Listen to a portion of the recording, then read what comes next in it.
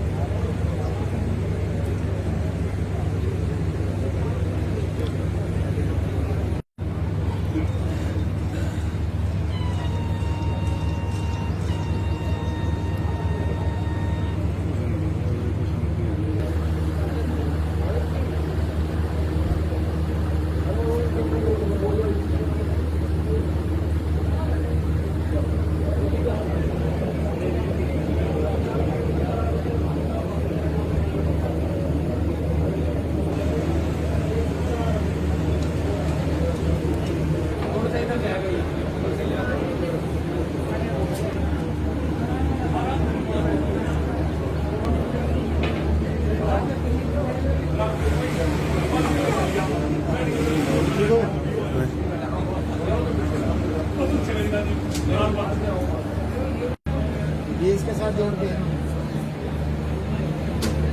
ये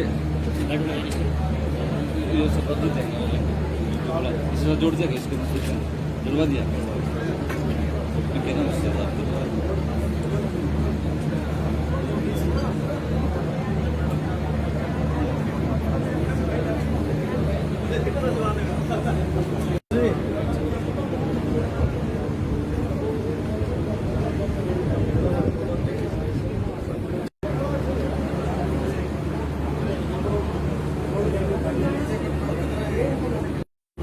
sir inauguration के लिए नहीं आएंगे सर, एक बार वो करके दिखा दो रिमोट। ये सब एक बार दबा के थोड़ा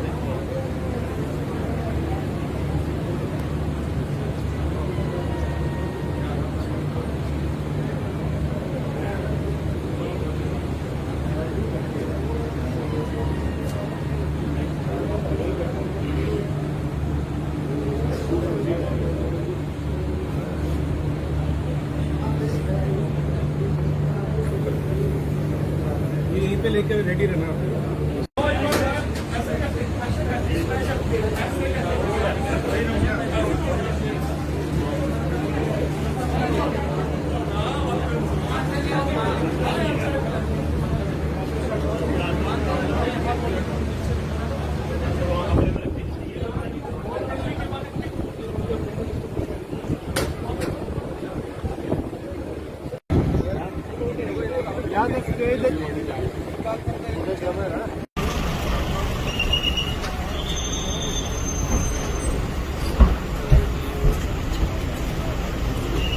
छोड़े भाई साहब कहाँ जाओगा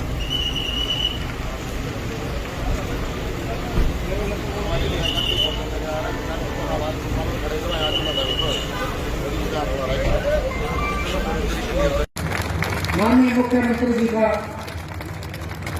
स्वागत करें, आभार अभिनंदन करें। उनके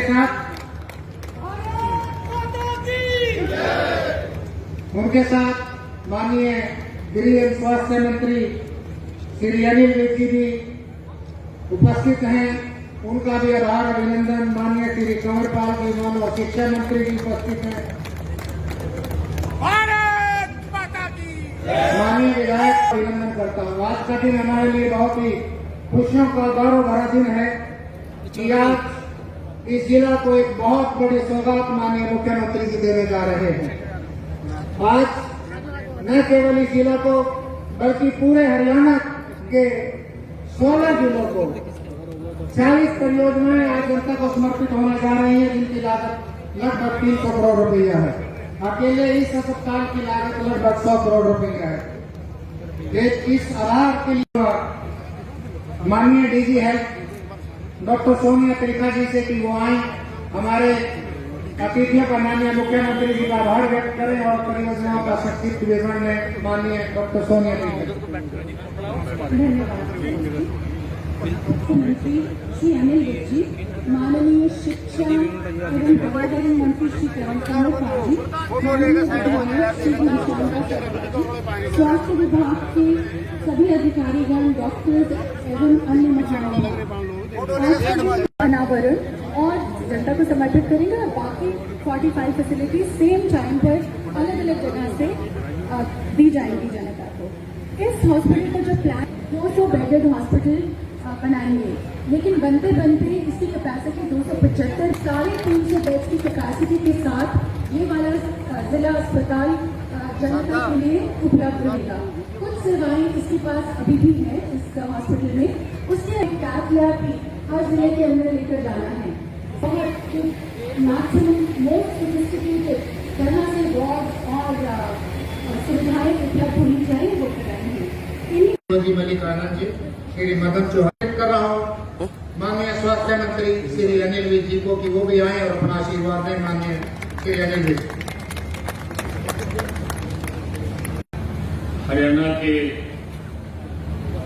लोगों की चिंता करने वाले, उनका उत्थान करने वाले, सभी सेवाओं में सुधार करने वाले मुख्यमंत्री मनोहर लाल जी, हमारे एजुकेशन मंत्री कंवरपाल जी, विधायक घनश्याम अरोड़ा जी और इस कार्यक्रम के माध्यम से बाकी भी जुड़े हुए सभी विधायकगण, हमारे यहाँ जिला के भारतीय जनता पार्टी के अध्यक्ष राजेश सप्रा जी, अधिकारीगण, उपस्थित देवियों और सचिव।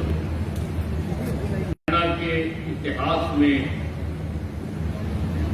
एक स्वर्णिम दिन के नाम से जाना जाएगा, जिस दिन मुख्यमंत्री जी यहां से बटन दबाकर हरियाणा के 17 जिलों में स्वास्थ्य सेवाओं का उद्घाटन करने जा रहे हैं।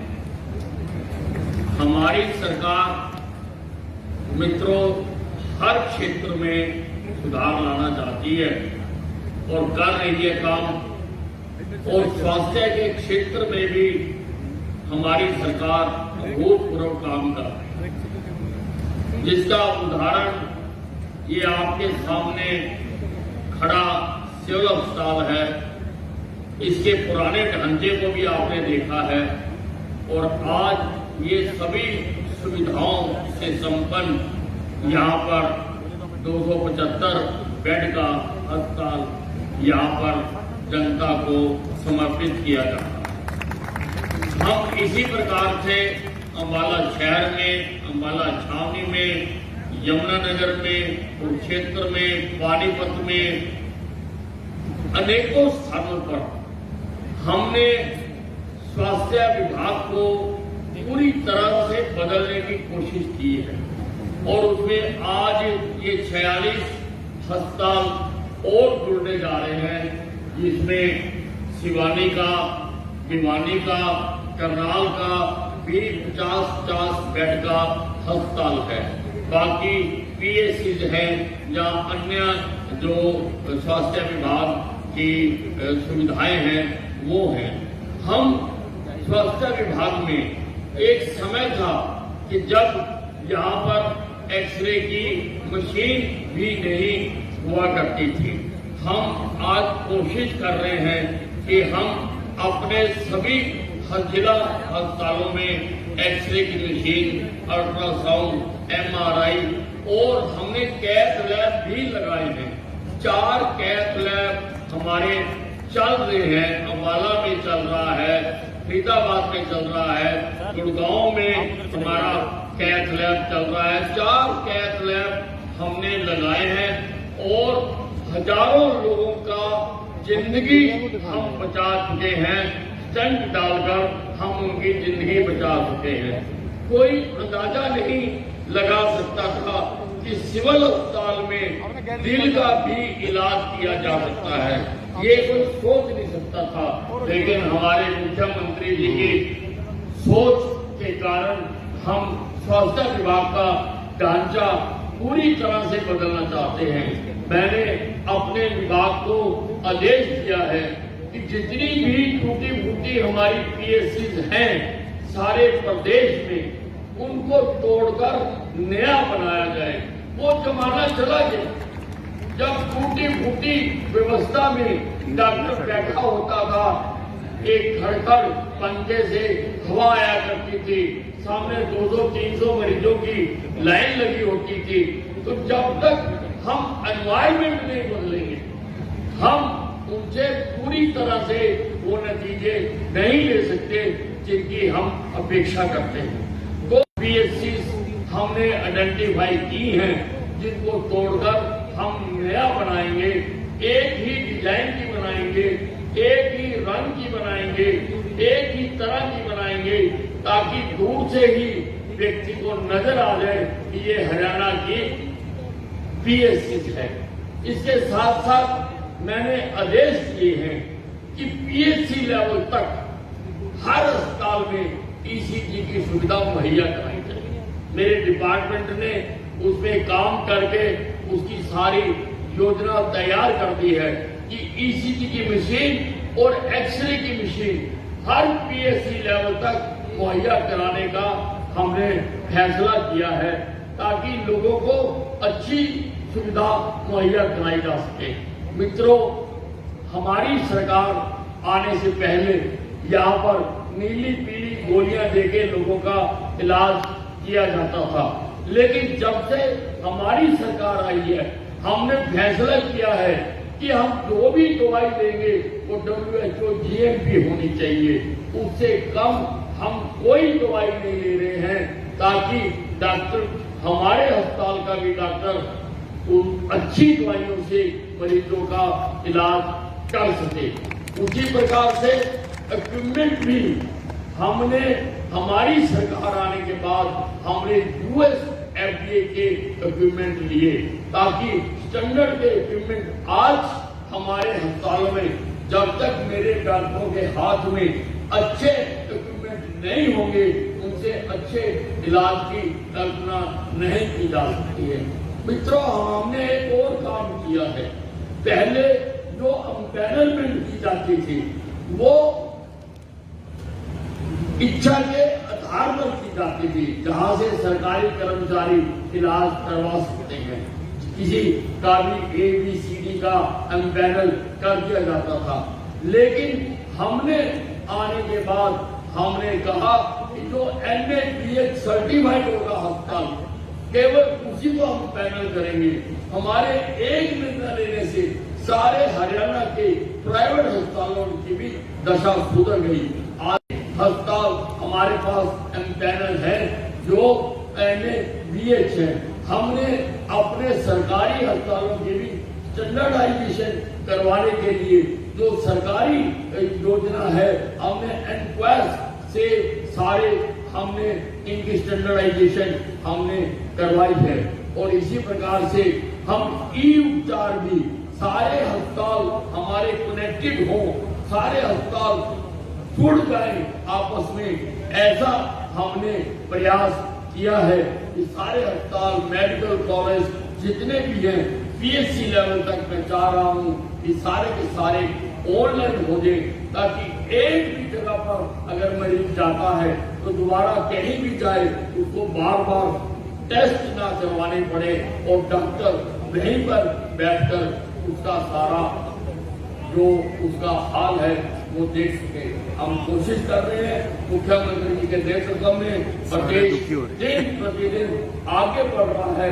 हम इसकी व्यवस्था परिवर्तन कर रहे हैं, हम वो पुराने ढांचे पर नहीं चलना चाहते हैं। हम चाहते हैं सुधार आए। 70 साल हो गए आजाद हुए, आज भी हम टूटी फूटी पुरानी व्यवस्थाओं में नहीं चलना चाहते हैं, मुख्यमंत्री जी का हमेशा इसके लिए आशीर्वाद मिलता रहता है। आज मुख्यमंत्री जी इस कार्यक्रम में आए और 17 जिलों में मेडिकल सुविधाओं का आज उद्घाटन करेंगे। मैं मुख्यमंत्री जी का तहे दिल से आभार प्रकट करना चाहता हूँ। धन्यवाद। माननीय मुख्यमंत्री जी का एसएस की सुविधाएं ऑलरेडी यहाँ पर मौजूद हैं। हमने यहाँ पर मॉड्यूलर ओटीज बनाए हैं, कुछ और भी बहुत जो मैक्सिमम मोस्ट सोफिस्टिकेटेड तरह से वार्ड्स और सुविधाएं उपलब्ध होनी चाहिए वो कराई हैं। इन्हीं थोड़े से शब्द बहुत ही अदब और सम्मान के साथ मैं माननीय मुख्यमंत्री जी से अनुरोध करना चाहता हूं कि ये परियोजना जो बहुत दिनों से इस क्षेत्र की जनता मांग रही थी, उसको जनता को समर्पित करने हेतु आपसे विनम्र अनुरोध की कृपया इस परियोजना को जनता को समर्पित करने का कृपा करें। साथ ही अनुरोध करूंगा माननीय स्वास्थ्य मंत्री जी से, माननीय शिक्षा मंत्री जी से और अन्य सभी सम्मानित अतिथियों से कि वो इस परियोजना को जनता को समर्पित करें। और आज माननीय मुख्यमंत्री जी ने जो बजट पेश किया था इस बार का, वो लगभग 6,000 करोड़ रुपए है। स्वास्थ्य सुविधाओं में इतनी बड़ी बढ़ोतरी किसी प्रदेश में नहीं हुई, पूरे देश के लिए अनुकरणीय है। हरियाणा का स्वास्थ्य विभाग जो है उसने पूरे देश में कई सारे पुरस्कार जीते हैं। हरियाणा में न केवल हरियाणा के लोग इलाज के लिए आते हैं, बल्कि जैसे इसी अस्पताल में बहुत सारे लोग उत्तर प्रदेश से, हिमाचल प्रदेश से आते हैं। हरियाणा के अलग अलग जिलों में अलग अलग प्रदेशों से लोग इलाज के लिए आते हैं, क्योंकि यहाँ की स्वास्थ्य सुविधाएं बहुत सुदृढ़ हैं, बहुत अच्छी हैं। बहुत और सम्मान के साथ आपकी जोरदार कत्ल ध्वनि के साथ आमंत्रित करना चाहता हूँ माननीय मुख्यमंत्री जी को कि वो की जनता को बल्कि पूरे प्रदेश की जनता को अपना आशीर्वाद में जोरदार तालियां भी उपस्थित हैं, उनका भी आभार अभिनंदन। माननीय श्री कंवरपाल जी वन और शिक्षा मंत्री जी उपस्थित हैं। माननीय विधायक श्री घनश्याम अरोड़ा जी भी हमारे बीच उपस्थित हैं। मैं जिला की जनता की ओर से आप सभी का आभार अभिनंदन करता हूं। आज का दिन हमारे लिए बहुत ही खुशियों का गौरव भरा दिन है कि और जनता को समर्पित करेंगे। बाकी 45 फैसिलिटीज सेम टाइम पर अलग अलग जगह से दी जाएंगी जनता को। इस हॉस्पिटल को जब प्लान किया गया था, मुझे कहना जा सकते हैं, कोई अंदाजा नहीं लगा सकता था कि सिविल अस्पताल में दिल का भी इलाज किया जा सकता है। ये कोई सोच नहीं सकता था, लेकिन हमारे मुख्य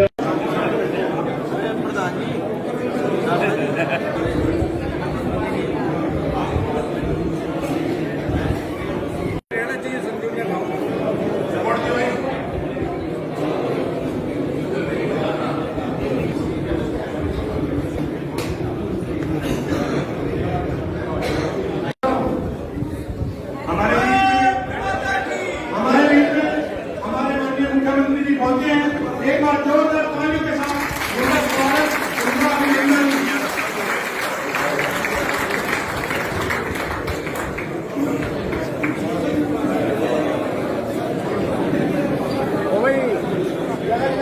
आज जो मुख्यमंत्री जी उद्घाटन कर रहे हैं डिस्ट्रिक्ट सिविल हॉस्पिटल है, जो कि जिसमें कि 200 ऑक्सीजन बेड्स हैं, और अगर हम थोड़े और बेड्स लगाना चाहें तो 275 तक की हमारी क्षमता है।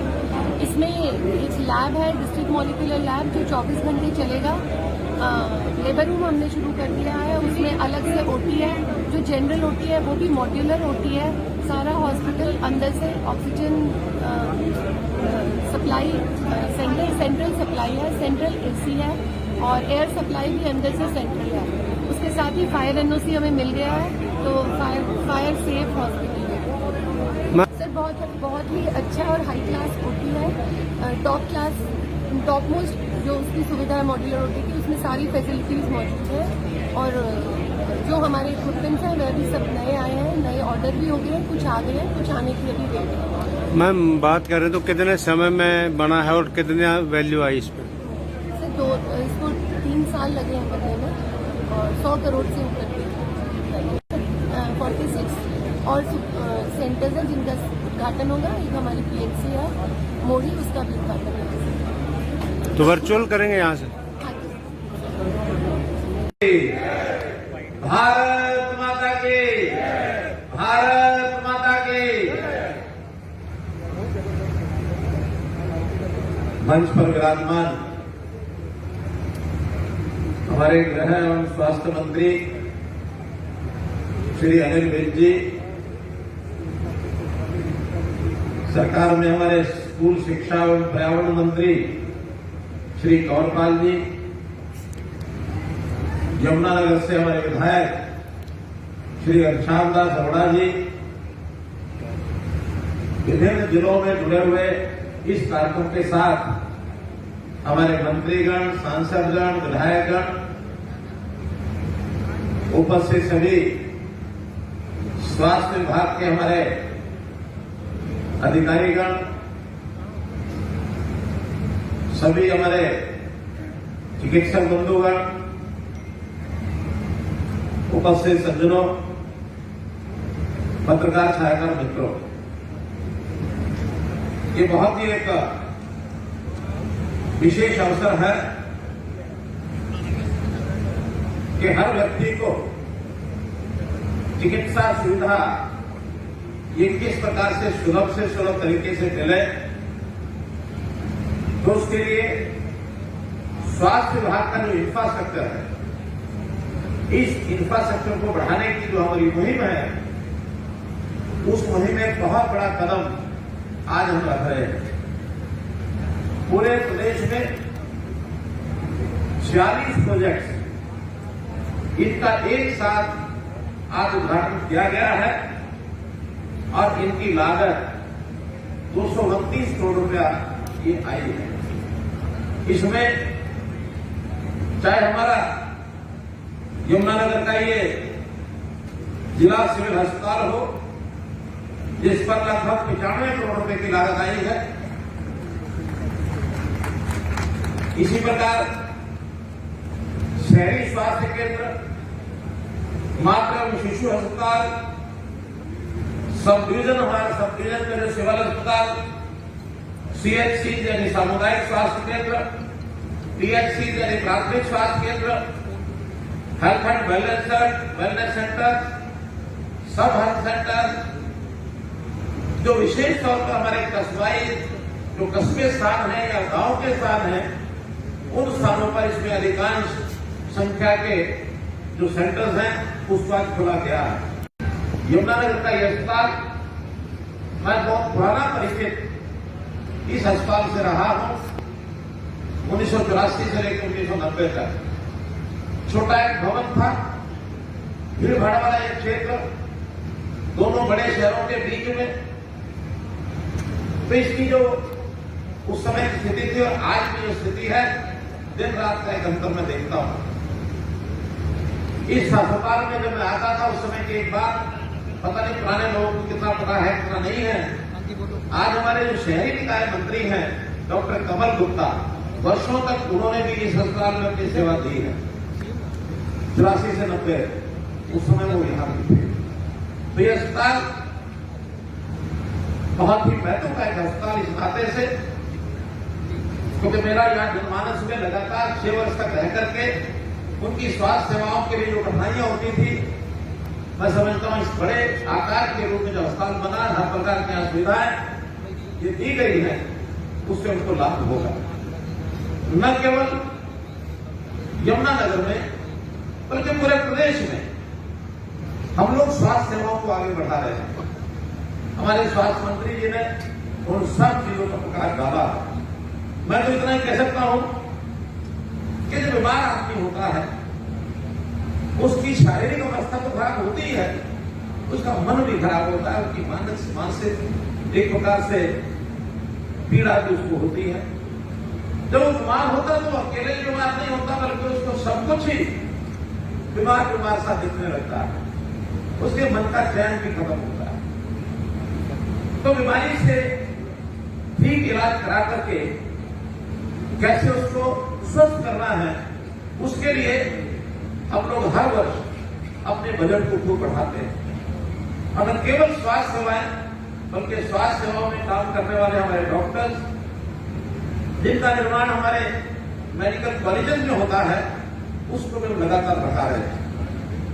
2014 में जब हमने सत्ता संभाली थी, उस समय अगर मैं डॉक्टर्स की संख्या के बारे में बात करूं तो मात्र 750 एडमिशन उस समय एमबीबीएस के होते थे, मात्र 750। और आज सब विस्तार करने के बाद कुछ तो उस समय के जो मेडिकल कॉलेज है उसमें सीटें बढ़ाई, और कुछ जो नए मेडिकल कॉलेज इस 8.5 साल के समय में जिनका विस्तार होने के बाद जिनको नए भी बनाने का जो अवसर मिला है, आज 1900 और जो डॉक्टर्स हैं उनके एडमिशन होते हैं एमबीबीएस।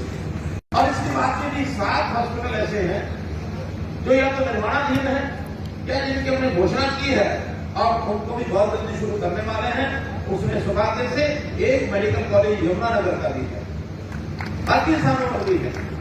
कैथल में है, उसका भी काम शुरू हो चुका है, हीर में भी काम शुरू हो चुका है, महेंद्रगढ़ में, नारनौल में काम शुरू हो चुका है, पलवल में, दादरी में, फतेहाबाद में इसकी हम घोषणा कर चुके हैं। पंचकुला में भी एक नया मेडिकल कॉलेज एलोपैथी का बनेगा, एक आयुर्वेद का भी बनेगा। अभी एम्स के नाते मनेठी में जमीन प्रक्रिया खाली करके केंद्र को दी जा चुकी है, बहुत जल्दी उसका भी शिलान्यास करने वाले हैं। तो जब ये सभी मेडिकल कॉलेज चालू होंगे तो मैं आपको विश्वास दिलाता हूं डॉक्टर्स की एडमिशन की संख्या 3000 से बढ़ जाएगी। और इतनी बड़ी संख्या के बाद भी जो आज WHO का एक मापदंड है कि हर 1000 व्यक्ति पर किसी भी प्रदेश में एक एमबीबीएस डॉक्टर जरूर होना चाहिए, उसके अंदर स्पेशलिस्ट वो भी उसमें आ जाते हैं। तो उस नाते से हमको यहाँ 28,000 डॉक्टर आते हैं, जबकि आज हमारे पास 12 से 13,000 सरकारी प्राइवेट सब मिलाकर के डॉक्टर हरियाणा में हैं। तो इसकी संख्या और इसी के साथ पैरामेडिकल स्टाफ, नर्सिंग स्टाफ, इसको भी हम बढ़ा रहे हैं। नर्सिंग की हमारी नई पॉलिसी ये भी लागू हो चुकी है, तो बहुत से नर्सिंग कॉलेज में नए खुले।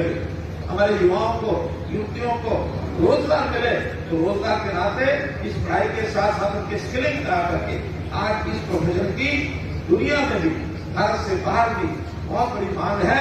हम अपने युवाओं को और उनको भी रोजगार के नाते और सेवा के नाते बाहर विदेशों में भेजने की भी हमारी योजना है, ताकि इसको शुरू कर सके। मित्रों, बीमार होने के बाद स्वस्थ करना, उसका इलाज करना, ये एक काम है। इसमें 3 बातें जो जरूरी होती है, तीनों पर हमारा ध्यान है, चाहे वो अस्पताल है, चाहे वो डॉक्टर्स हैं, और तीसरा जो दवाइयां हैं, दवाइयां भी हम उपलब्ध कराते हैं। मुख्यमंत्री मुफ्त इलाज योजना के अंतर्गत 550 से ऊपर दवाइयां हमारी हर अस्पताल में लोगों को मुफ्त मिलती है। एक विषय ऐसा भी है कि बहुत से लोग बहुत सी बीमारियों का इलाज प्राइवेट अस्पतालों में कराते रहे हैं, उसके लिए पैसे की जरूरत होती है। तो प्रधानमंत्री जी ने उसके लिए जो आयुष्मान जो योजना बनाई है, इस आयुष्मान की योजना, उस कार्ड के माध्यम से हर गरीब परिवार को 5 लाख रुपए का बीमा, स्वास्थ्य बीमा ये कराया गया है। जब ये हुआ तो हरियाणा में संख्या उसकी 15.5 लाख कार्ड बनाने की थी। हमने जो हिसाब लगाया कि ये हरियाणा की जनता को और सुविधा मिलनी चाहिए, ये कार्ड कम है, तो चिरायु हरियाणा बना करके उसके अंदर और एक 14 लाख कार्ड नए जोड़े जाए, ये योजना भी हमने बनाई है। तो 29.5 लाख परिवार ऐसे हैं जिनको चिरायु और आयुष्मान और चिरायु हरियाणा का लाभ 5 लाख रुपए तक की मुफ्त इलाज की ये योजना है, इसका नाम होगा। और इसके साथ आखिर व्यक्ति बीमार होने से पहले सिम्टम्स के आधार के ऊपर यदि हम उसका चेकअप कराए हैं, उनका परीक्षण करवाते हैं, तो बहुत सी बीमारियां समय से पहले अगर पता लग जाए, इंडिकेशन हो जाए, तो उसका इलाज बहुत आसान होता है। इसके लिए हर गरीब नागरिक का 25 प्रकार के टेस्ट कराने के लिए और एक हमने योजना बनाई, निरोगी हरियाणा। उस निरोगी हरियाणा में भी हर एक सरकारी अस्पताल में ऐसे सब गरीब परिवारों का 25 प्रकार का टेस्ट फ्री होता है। अभी तक लगभग 2 लाख लोगों का और ये टेस्ट हो चुका है। मैं ये भी बताना चाहूंगा कि ये टेस्ट इसको और गति को तेज करना है, तो जो प्राइवेट लैब्स हैं अब उनके साथ भी कुछ समझौता करके तो एक रेट तय करके वहां भी ये लोग अपना स्वास्थ्य जांच करा सके, ऐसी हमारी आगे की योजना है। क्योंकि इनकी संख्या भी लगभग 1.25 करोड़ जनसंख्या है, जिसको हम अगले 2 साल के अंदर पूरा करेंगे, इसकी भी हम लोग योजना बना रहे हैं। उसके बाद व्यक्ति कैसे इलाज करा के अपने आप को ठीक कर सके, स्वस्थ कर सके, एक पहलू है।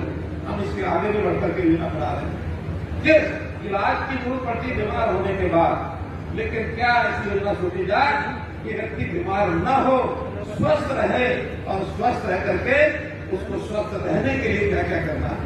स्वस्थ करने के लिए अस्पताल है, इलाज है, लेकिन स्वस्थ रहने के लिए, इसके लिए उसका आहार कैसा हो, उसका व्यवहार कैसा हो, उसकी दिनचर्या कैसी हो, क्या वो अपना स्वास्थ्य योग करके ठीक कर सकता है कि नहीं, ठीक खान पान करके ठीक कर सकता है कि नहीं, इसके लिए आयुर्वेद की बहुत बड़ी आवश्यकता ये हमको महसूस होती है।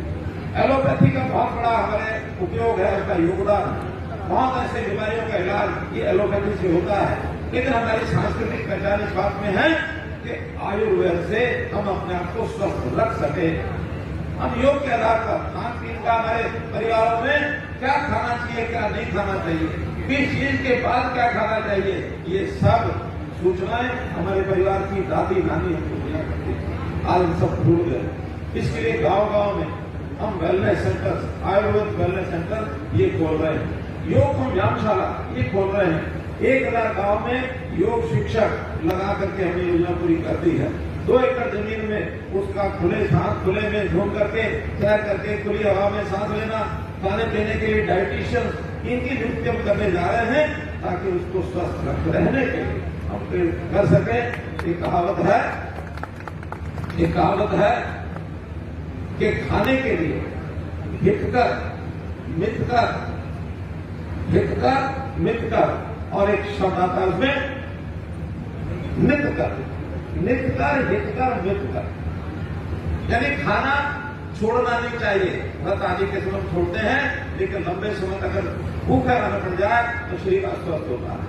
मितकर जितना आवश्यक है उतना खाएं, यानी थोड़ा मितकर खाना, और हितकर जो शरीर के लिए हितैषी हो उसको खाना। अगर इस हम सिद्धांत पर काम करते हैं तो शरीर को बहुत बड़ा लाभ हो सकता है। तो इसके लिए हमने आयुर्वेद को बढ़ाने के लिए पूरे प्रदेश के अंदर बहुत सी योजनाएं बनाई है, ताकि हमारा जो शरीर है उसको हम ठीक कैसे रख सके। और जैसे क्षेत्र नदी का उद्गम स्थान है, तो सरस्वती नदी उस क्षेत्र का नाम है जहां पर योग की, यहाँ पर वेदों की, जहाँ पर एक अच्छे संस्कार की पद्धति लागू हुई, उसी के अंदर अगर हम योग को अपने जीवन में अपनाने का संकल्प लें तो निश्चित रूप से हमको दवाई से छुटकारा मिलेगा। दवाई में और संकल्प इतना ही अंतर है कि दवाई बीमार होने के बाद ली जाती है, संकल्प बीमार होने से पहले लिया जाता है। और इसके लिए प्राकृतिक चिकित्सा के बहुत से साधन ऐसे हम देखते हैं लोग अपनाते हैं। अगर इतिहास में जाए तो महात्मा गांधी जी ऐसे व्यक्ति हुए हैं, उन्होंने अपने शरीर के साथ आयुर्वेद के बहुत प्रयोग किए, खान पान के बहुत प्रयोग किए, और उन्होंने तो स्वयं एक अपना यानी प्राकृतिक चिकित्सा केंद्र भी बनाया था। हमेशा स्वास्थ्य के नाते ही चीजों के अंदर वो उपदेश भी देते थे, सबूत करते थे। हमारे यहाँ आबोहवा, साफ पानी, साफ हवा, पर्यावरण, इसका भी कितना बड़ा महत्व दिया गया है कि हम इसकी भी चिंता करें। यदि हवा साफ है तो हमारे फेफड़े मजबूत होंगे, हवा खराब हुई हमारे फेफड़े खराब होकर जीवन की आयु को कम कर देंगे। पानी साफ है तो हम अपने स्वच्छ खाने का प्रबंध कर सकते हैं। विषैला पानी, और खास करके जो आजकल बहुत सा जो केमिकल्स के द्वारा अन्न पैदा किया हुआ है, इससे भी बहुत सी बीमारी हमारे शरीर में आती है। उसके लिए भी प्रबंध यही है कि प्राकृतिक खेती, इसको हम आगे बढ़े। स्वच्छता ये बहुत बड़ा एक ऐसा हिस्सा है कि जिसके कारण से एक सर्वे बताता है कि जिन शहरों में, जिन गांव में, जिस इलाके में स्वच्छता पर्याप्त मात्रा में है, वहां पर उस प्रकार की बीमारियां, वो बीमारियां कम होती हैं जो ऐसी फैलने वाली बीमारियां होती हैं। तो स्वच्छता का महत्व शरीर के स्वास्थ्य को ठीक रखने के लिए बहुत महत्वपूर्ण है। देश के प्रधानमंत्री जी ने इन सब चीजों पर अभियान चलाया है। उन्होंने स्वच्छ पानी का भी, उन्होंने प्राकृतिक खेती का भी, उन्होंने पर्यावरण का भी, उन्होंने ऐसे सब विषयों पर हम लोग स्वच्छता के नाते भी अभियान चलाया कि हम अपने स्वास्थ्य को ठीक रखने के लिए इन चीजों को जीवन में उपयोग करें। तो मित्रों, हम लोग अपने जैसे भी स्वास्थ्य विभाग के नाते या फिर आयुर्वेद एलोपैथिक दोनों के नाते, मेडिकल एजुकेशन के नाते जितनी बड़ी योजनाएं बनाई हैं और इसमें जिन लोगों को स्वास्थ्य की खराबी होती है, उनकी आर्थिक स्थिति कमजोर होती है, उसके लिए हम लोग समय समय सहायता की घोषणा उनकी करते हैं। समय तक जिनका इलाज चलता है या कई बार तो इनक्योरेबल डिजीज होती है, जिसको बीमारी के लाइलाज बीमारी कि उसका कोई इलाज नहीं है, ऐसी बीमारियों में बहुत है। इसके लिए हमने 3 बीमारियों का पहले घोषणा की थी कि 2500 रुपया, बल्कि तो 2750 रुपया है